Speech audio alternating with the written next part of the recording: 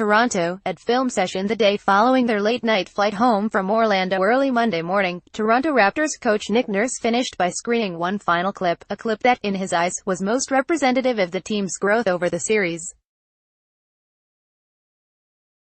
A possession from the Raptors' Game 4 victory. The clip began with Kyle Lowry dribbling left courtesy of a screen from Serge Ibaka.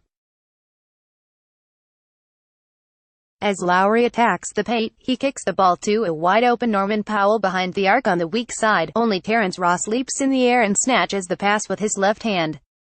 The Magic are off to the races, but if you freeze the frame, something interesting reveals itself. Outside of Ross, who is pushing the ball up the floor, the three figures running with the greatest resolve and stride are Lowry, Ibaka and Fred VanVleet, who is leading the pack. By the time Ross crosses half-court, it's a 1-on-4 break, with Powell sprinting into view, followed by Kawhi Leonard. We were up 19 with 5:46 to go, but we didn't give them anything, Nurse says. This one clip showed how our mindset has changed. 5 guys flying in, and they had to pull it out.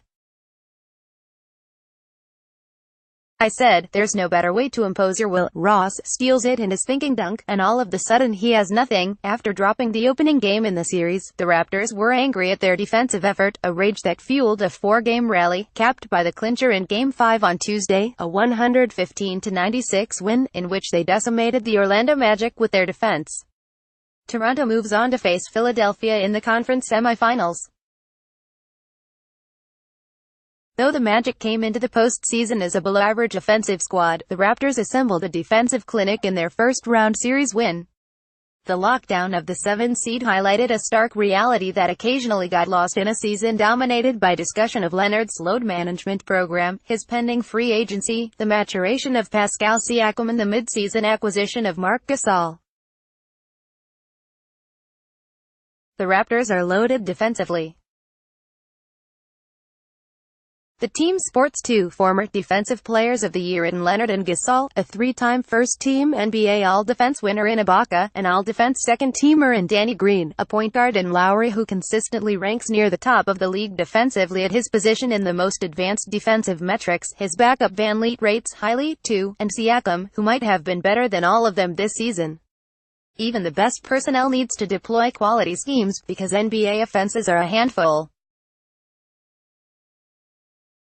What emerged in the series win over Orlando is a unit that operates on well-honed principles bolstered by basketball intelligence. It starts at the top of the floor where those assigned to guard the ball really guard the ball. Even when it was Michael Carter-Williams, a guy against whom most NBA defenders will happily run under screens on the pick-and-roll, Raptors defenders fought over him. If regular season coverage calls are any indication, don't expect them to slough off Ben Simmons when they encounter the Sixers this weekend. He'll likely be engaged at the point of attack. After being torched by DJ Augustin in Game 1, the Raptors shut down the Magic's pick-and-roll game with brute force.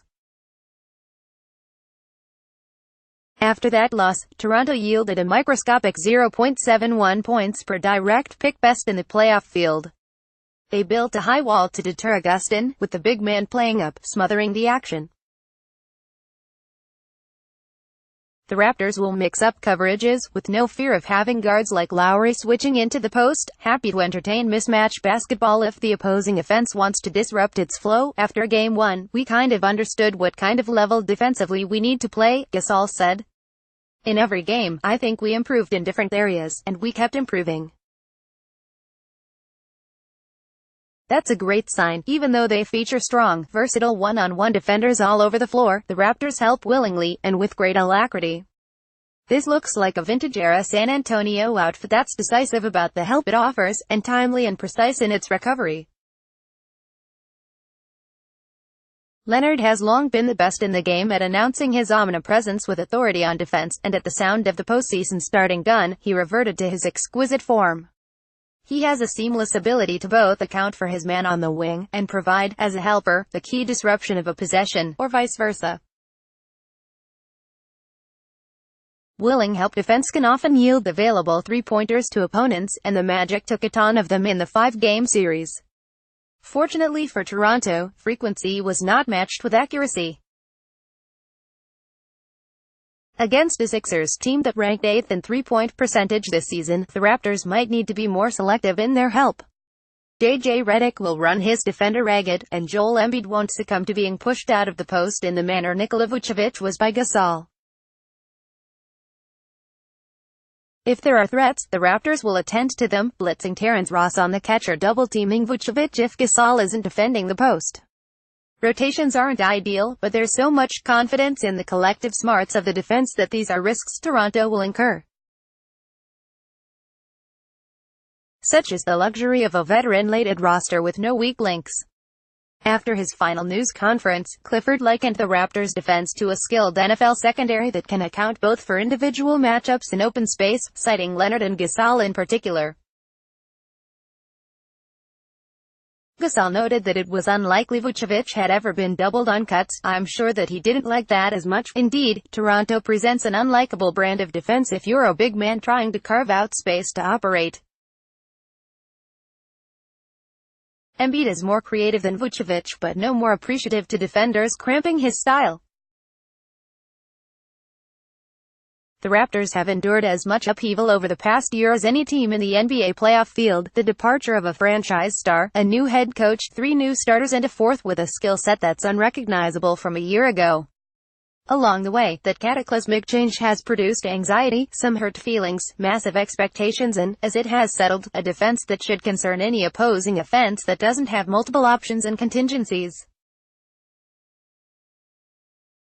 At their best, past Raptors teams overachieved defensively.